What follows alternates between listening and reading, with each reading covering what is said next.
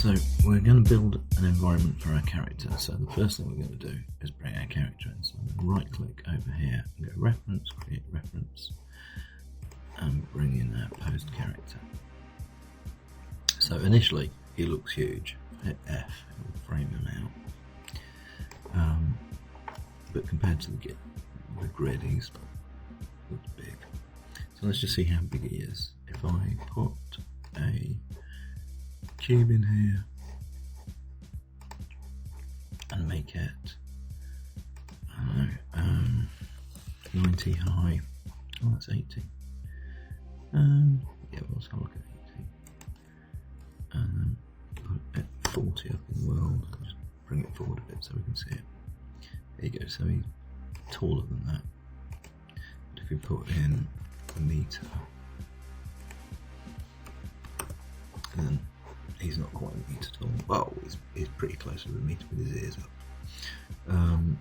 So if he's about a meter tall, he's about the size of a kid, maybe a 10-year-old. And so I think a 3-meter square room would be good. So I'm going to put a ground plane in there, and width and height's 300 centimeters square. So that's our kind of rough room size, which looks about right for him. So this is going to be his laboratory. So first things first, we'll put a shader on that. So assign new material.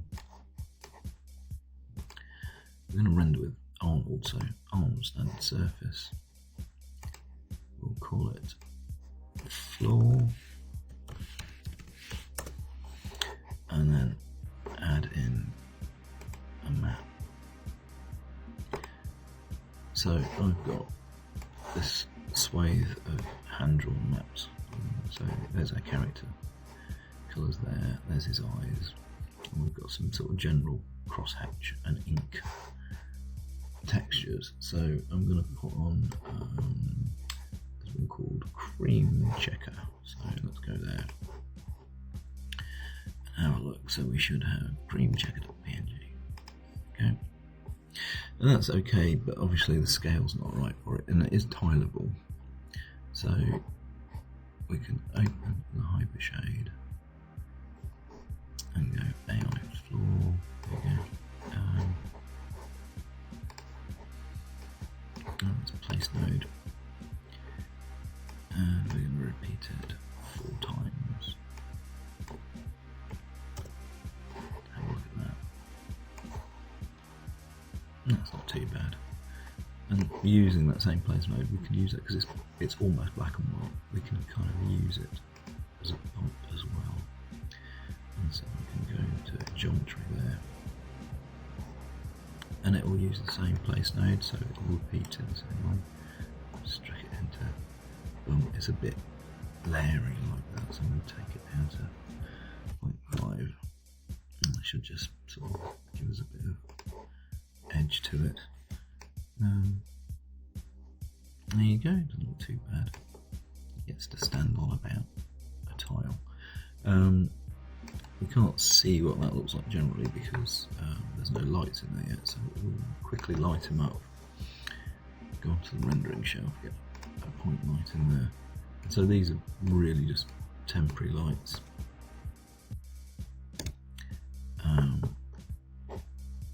Well, we're seeing what we'll turn the grid off, I think. And then I'm going to make that 10,000.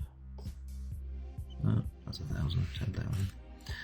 There we go. And then give it samples of 3, radius of 2 centimeters, about like a light bulb, something like that. Go Control D.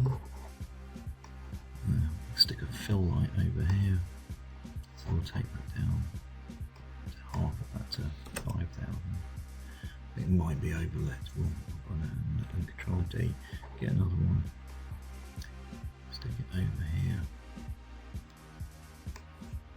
Put it over his head. Move them up a bit. Do that one. Get this one over a bit. There we go. So what does that look like? So if we just go in Arnold. Oh, there we go. So you can see the bump, like this is a bit shiny, that floor, I think.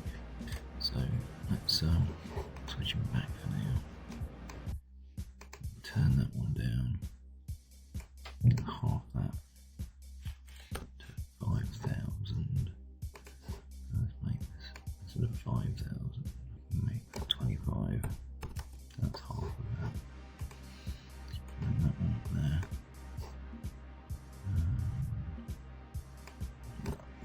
There we go. And just have a quick look. I think that floor needs to be less shiny, so let's do that. Yeah, we might need a bit more light, but we can rinse them out of the environment. I'm going to take the grid off. Right, okay. So now we've got a sort of like general sense of the moodiness of it. Let's just de-shine that a bit. Attribute editor, AI floor. Let's pull that up to 60.65, something like that. So it's still got a bit of a sheen to it. Right, okay. So we're going to have walls and windows and stuff like that. So a room, so it's going to be a laboratory. So I just want to put a bit of landscape outside of it. So this is about 3 meters square. I think if we're going to put a bit of landscape beneath it, we're going to need something that's going to be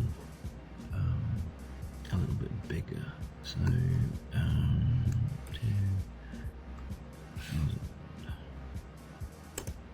right, so that is about 20 meters across. I need a bit more gooshability to it. So go 30, and then we'll take it down -1. -1. So that is now underneath the floor plane just a little bit, and this is because it's sort of like a distant landscape. And so this is to give us a horizon line in the distance. I'm going to go to vertex mode, select vertex, hit B, soft selection, hold B, left click drag to give myself a little bit more area, and then start lifting up bits and pieces of the horizon line. I might need a bit bigger area. And so when we look low, we've got, it's not just flat.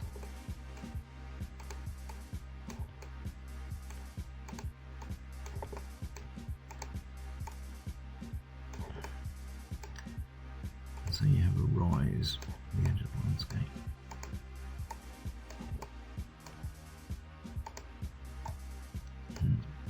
Oops, Control Z on that.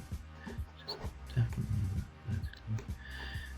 And then bring that area effect back in again. And we can do some smaller bits in the foreground. Maybe smaller.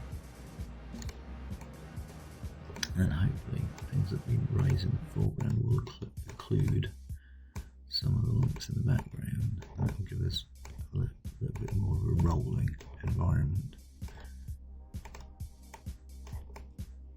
You can see some curved hills in front of other curved hills. There we go. And there's that rolling background. If we hit 3, you get quite a smooth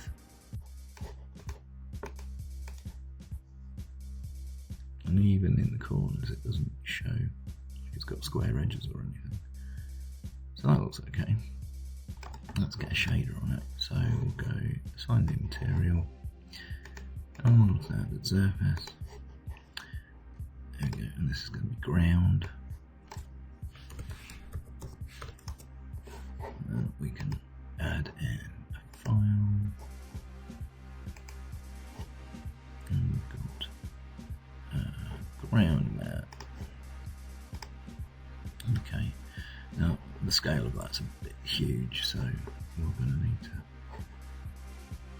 go and open the Hypershade. AI ground is there, way too shiny, so let's pull it up to 9. And on the AI ground. There we go. That's that one. Let's repeat that 5 times. kind of evident, the repeat, if you're up like that, you can see that repeat, but if you're close down, it doesn't really read very much. So that was like quite cool. But we're not going to really see that background because we've not got, if we get that first point light and turn that up a little bit more to say 8, and maybe if we move it a little bit further away from the character, we'll get a little bit more spill from it, but even so, it's not going to show up an awful lot of that background. So what we want to do is we want to be able to get that sort of illuminated, but without adding lots and lots of lights in there. So what I'm going to do is I'm going to build a sky. So it's not going to be a sky dome. I'm going to use a big sphere, turn it inside out, and put an emissive texture on it. So it's like a little glowing evening sky behind it. So let's kill that now. Right, I'm going to just make a box. I'm going to make that a bit bigger. I'm going to make it 4,000. There we go. That's the guy. And then go mesh smooth. 2 iterations of smoothing and go apply and close. And that should be our sky box. Sky dome. I could probably do with flattening it a little bit, so we could do something like that. Because we want to be able to see enough of it coming over the top. Depends on the camera view. And if we smooth that, that's going to do that. Right, so at the moment it's turned the wrong way around, so mesh display, normals, reverse normals. So now there's displays on the inside. Unfortunately, its layout is that of a box, so we need to change that. So I can go UV planar and do it on the y-axis. Go apply, and then UV, and then we've got that. But we also need to do, let's close that for a sec. So I'm going to go edge, go soft selection on, double click that, and then just go back into the UV editor and go cut and sew, cut, select the UV shells, go unfold, there we go, get them lined up with each other, E, and then you put them together, put them somewhere in the centre there, and then bring them in a bit, because what we're going to do now is we're going to go, well, we might as well delete my type history and freeze transforms, and then we can go assign a new material, shader, standard surface, there, and we can call it AI Sky, and it should have no specularity at all. It should be coloured with Scribble Sky, that one. Okay, so the UV layout of that, if I care to select it, is that, and so it should go to dark at the horizon, and we could get these guys and bring the horizon darkness out a little bit, so there's less darkness on the edge there. But basically, we've got that in object mode, and so it's underneath and above But there's our sky at our horizon line. But at the moment, if we go to it's still just going to be dark in there. Okay, so we'll get a little bit of spill. We could probably do with putting the render frame on it so I can see what's actually going to render out. But you can see it's moody, but you know, not terribly functional. And so now we need to go into smooth it out. We go to the hypershade. What we can do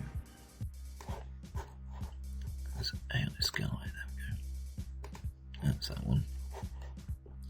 I'm going to go to emission. I'm going to get the scribble sky in there, and I'm going to drop it in the emission color, and then I'm going to turn it up. So initially, see if I can get the renderer going. There you go. It's going to glow a bit, and the nice thing about that, because it's emitting light and it looks like it's emitting light. It's casting it on this landscape there. So with the UV editor,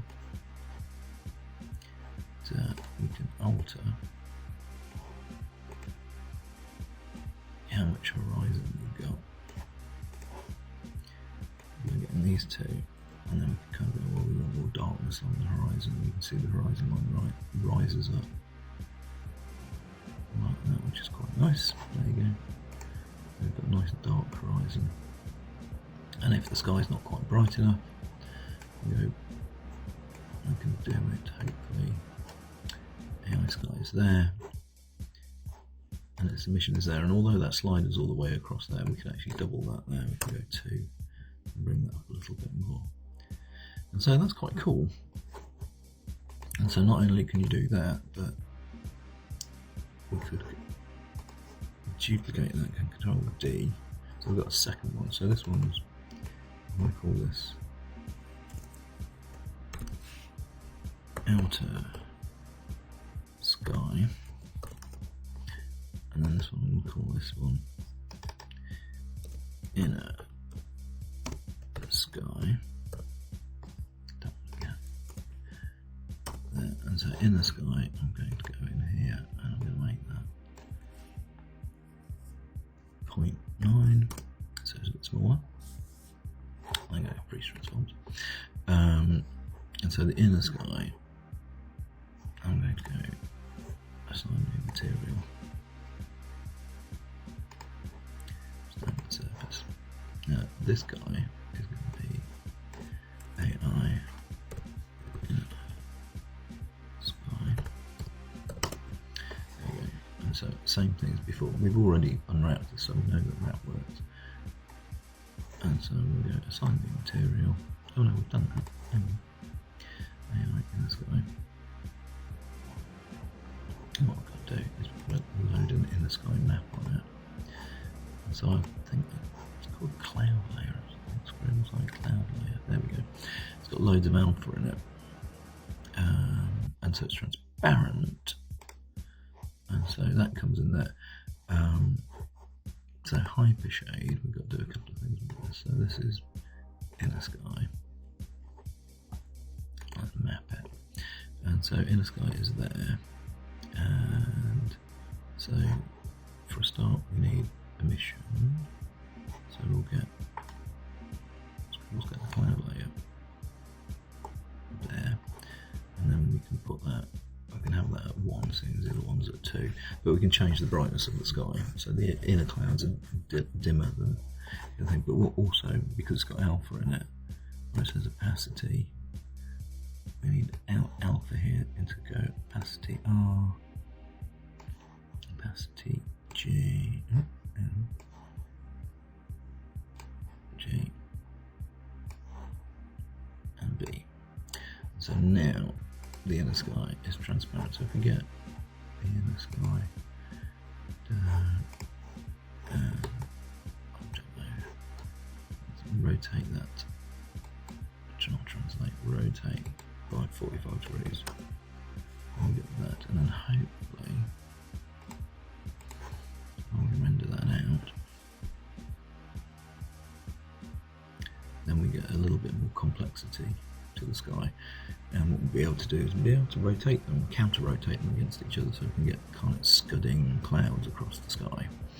And so, although we're building a room landscape, that just gives us sort of like the exterior to it, and it gives us some sort of just general illumination.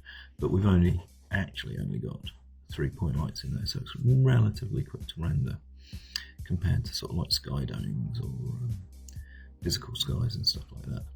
So there you go. That's the first stage, building the world, and then we'll start by building some walls around him and building the room in the next one. So there you go.